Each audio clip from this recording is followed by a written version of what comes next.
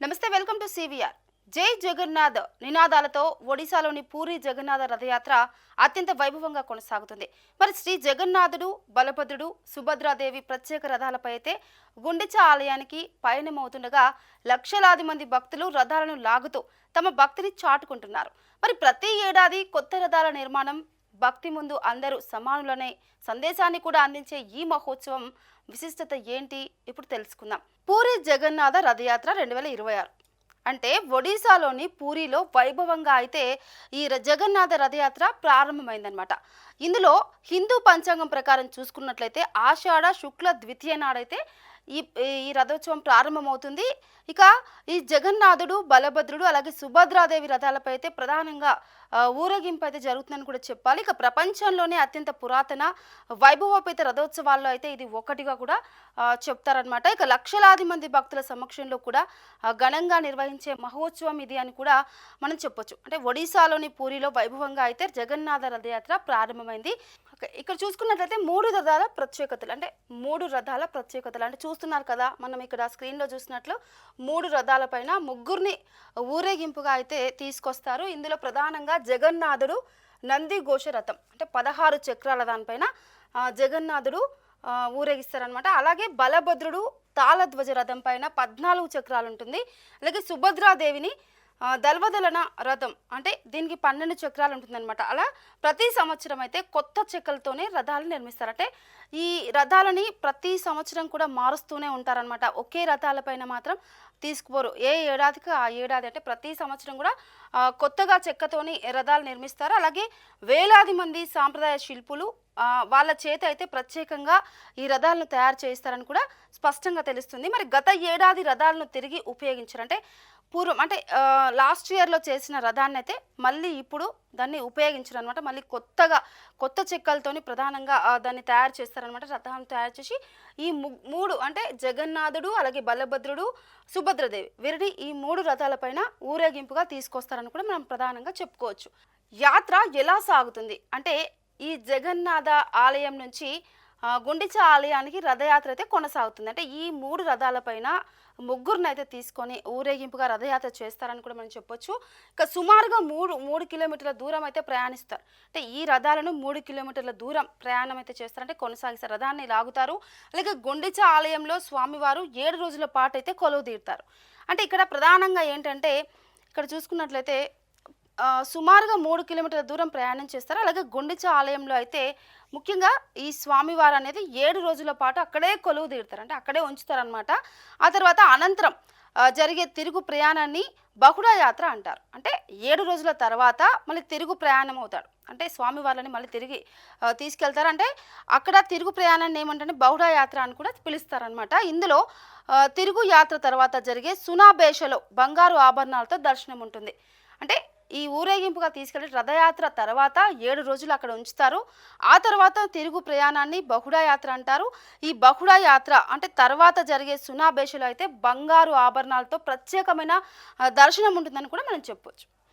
రథయాత్రలో విశేష సాంప్రదాయాలు అయితే ఉంటాయి. అంటే రథయాత్రలో ప్రధానంగా విశేషమైన సాంప్రదాయాలు అయితే ఉంటాయి. ఆ సాంప్రదాయాలు ఏంటి అనేది ఇప్పుడు మనం క్లుప్తంగా చూడొచ్చు. ఇక్కడ చూసుకున్నట్లయితే లక్షలాది మంది భక్తులకు కలిసి అంటే భక్తులందరూ కలిసి రథాలను తాళ్ళతో లాగుతారు. అంటే ఇంతకుముందు చెప్పాం కదా 3 రథాలపైన ముగ్గురిని తీసుకెళ్తారని. ఆ 3 రథాలను అయితే ప్రత్యేకంగా భక్తులు అందరూ కలిసి ఈ రథాలను తాళ్ళతో అయితే లాగడం జరుగుతుంది. ఆ తర్వాత రథాన్ని లాగడం మహాపుణ్యంగా కూడా భావించే సాంప్రదాయం. అంటే ఇక్కడ ఈ రథాన్ని లాగడం అనేది ఇక్కడ ప్రత్యేకమైన సాంప్రదాయం అని కూడా మనం చెప్పొచ్చు. దానిలో భాగంగానే పూరి గజపతి మహారాజు చేర మహారాజ్ సేవ నిర్వహిస్తారు. నిర్వహణ పైన కూడా ఉంటుందన్నమాట. ఇందులో ఇక్కడ చూడండి, బంగారు చీపురుతో రథాలను శుభ్రం చేసే అరుదైన ఆచారం ఉంటుంది. అలాగే దేవుని ముందు రాజు సామాన్యుడు సమానులచే కూడా సందేశం ఉంటుంది. అంటే ముఖ్యంగా బంగారు చీపురుతోనే ఈ రథాలు అంటే ఇక్కడ కనిపిస్తుంది కదా, ఈ రథాలను అయితే బంగారు చీపురు అంటే ఇక్కడ ఇట్లా బంగారు చీపురుతోనే ఈ రథాలను అయితే శుభ్రం చేస్తారని కూడా ఇక్కడ ప్రధానంగా చెప్పొచ్చు.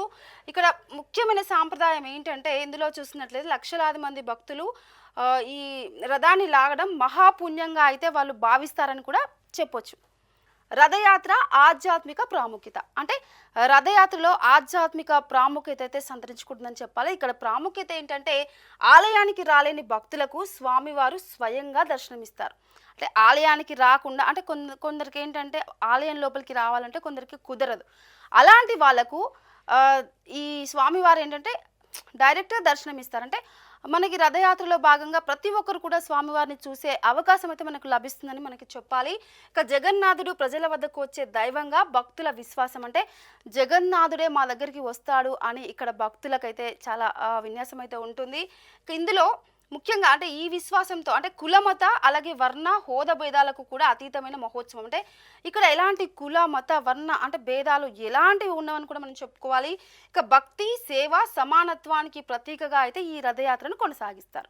అంటే భక్తి శ్రద్ధ రథయాత్ర అంటే సమానత్వానికి ప్రతీకగా ఇక్కడ ప్రజలు అంటే ప్రతి ఒక్కరు భక్తులు రథయాత్రను అయితే కొనసాగిస్తారు. అందులో భాగంగా ప్రపంచవ్యాప్తంగా కూడా కోట్లాది మందులు అంటే ఇక్కడ ప్రపంచవ్యాప్తంగా చూసుకున్నట్లయితే కోట్లాది మంది భక్తుల ఆరాధన అంటే కోట్లాది మంది భక్తులు ఇక్కడికి తరలి వస్తారు. అంటే ఈ జగన్నాథ రథయాత్రకైతే చూసి తనివి తీర చూసి ఆ కన్నుల పండగగా ఈ రథయాత్రను అయితే ఇక్కడ ఆధ్యాత్మిక ప్రాముఖ్యతగా చెప్పుకోవచ్చు.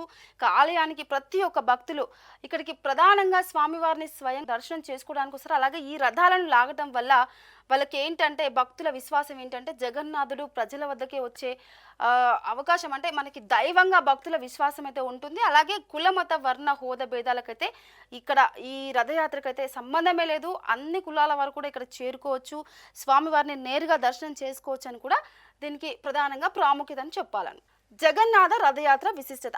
అసలు జగన్నాథ రథయాత్రలో అసలు విశిష్టత ఏంటి అని మీరు అనుకుంటున్నారు కదా. ఆ విశిష్టత ఏంటంటే చార్ధామ్ క్షేత్రాల్లో ఒకటైన పూరిలో నిర్వహించే మహోత్సవం. అంటే ఇది చార్ధామ్ క్షేత్రాల్లో పూరిలో అయితే ఘనంగా నిర్వహించే ఈ రథయాత్ర అయితే ఒకటని చెప్పాలి. అంటే ఈ మహోత్సవాన్ని అత్యంత ప్రతిష్టాత్మకంగా అయితే చేస్తారు. ఇందులో భాగంగా చార్ధామ్ క్షేత్రాల్లో పూరిలో ప్రధానంగా అది ఒక్కటే అని చెప్పాలన్నమాట. నెక్స్ట్ ప్రపంచవ్యాప్తంగా కోట్లాది మంది భక్తులు దృష్టిని అయితే ఆకర్షించే వేడుక ఇది. అంటే ఈ జగన్నాథ రథయాత్ర అనేది కోట్లాది మంది భక్తుల విశ్వసనీయత అలాగే వారి యొక్క దృష్టిని కూడా ఆకర్షించే వేడుక అని కూడా మనం చెప్పుకోవచ్చు. అందులో భారతీయ సనాతన సాంప్రదాయానికి ప్రతీకగా నిలిచిన ఈ ఉత్సవం ఇక ప్రతి ఏడాది కూడా కొత్త రథాల నిర్మాణం దాంతోపాటు ప్రపంచంలోని ప్రత్యేక సాంప్రదాయం. అంటే ప్రతి ఏడాది అంటే ఒక్కసారి వాడిన రథాలను మళ్ళీ వాడరనమాట. ఇందులో ప్రత్యేకత ఏంటంటే ప్రతి సంవత్సరం కొత్తగా ఈ 3 రథాలను అయితే కొత్తగా చేస్తారు. అలాగే ఆ రథాలని బంగారు చీపురుతో మాత్రమే శుభ్రం చేస్తారు. ఇక్కడ ప్రత్యేకత అయితే చాలా బాగుంటుంది. అంటే ఈ రథయాత్ర విశిష్టత అయితే చాలా గోప్యంగా చెప్పుకోవచ్చు. ఇక భక్తి ఐక్యత సమానత్వం సేవాభావాన్ని అయితే చాటి చెప్పే ఘనమైన మహోత్సవాన్ని కూడా మనం చెప్పొచ్చు. ఇక్కడ భక్తి ముందు అందరూ సమానులే అనే శాశ్వత సందేశాన్ని కూడా ప్రపంచానికి చాటి చెప్పే జగన్నాథ యాత్ర. అంటే ఇక్కడ ప్రతి ఒక్కరు ఒకటే అనమాట. కుల మత భేద వర్ణ ఎలాంటి తేడాలు లేవు. ఈ రథయాత్రలో అందరూ ముఖ్యమే. ప్రతి ఒక్కరు రావచ్చు, ప్రతి ఒక్కరు ఈ రథయాత్రలో పాల్గొనొచ్చు, ప్రతి ఒక్కరు కూడా రథాన్ని లాగొచ్చు అనే కూడా ఇక్కడ ప్రధానమైన విశిష్టత అని కూడా మనం చెప్పొచ్చు అనమాట. ఇక చూస్తున్నారు కదా, అంటే జగన్నాథ రథయాత్ర విశిష్టత అయితే ఏంటి, అసలు ఈ జగన్నాథ రథయాత్రలో భాగంగా ప్రతి ఒక్కరు కూడా భక్తులు కులానికి మతానికి అతీతంగా ప్రతి ఒక్కరు రావచ్చు. అలాగే ఈ రథాలు అనేటివి ఫస్ట్ అంటే 3 రథాలలో ముగ్గురు స్వామి వాళ్ళను మనకి ఊరేగింపుగా తీసుకొస్తారు. ఆ ఊరేగింపులో అంటే మనకి డైరెక్ట్గా దేవ దర్శనానికి వెళ్ళి ఆ దర్శనం చేసుకోలేని వాళ్ళు కూడా ఈ ఊరేగింపులో భాగంగా రథయాత్రలో భాగంగా దేవుణ్ణి స్వయంగా దేవుడే అంటే ఆ దైవమే మన దగ్గరికి వస్తాడన్న ప్రతి ఒక్క నమ్మకం అయితే ప్రతి ఒక్కరిలో ఉంటుంది ఇక్కడ భక్తులకి. ఇక్కడ భక్తులు ప్రధానంగా ఇక్కడ భక్తులు ప్రపంచవ్యాప్తంగా కోట్లాది మంది భక్తుల దృష్టిని అయితే ఆకర్షించే వేడుక అని కూడా మనం ఇది చెప్పొచ్చు. కాబట్టి ఈ ఈ మన జగన్నాథ రథయాత్రలో అయితే ప్రతి ఒక్కరు కూడా ఆకర్షణగా అంటే ప్రతి ఒక్కరు కూడా దైవాన్ని అక్కడికి వెళ్ళాలి, ఈ రథాన్ని లాగాలి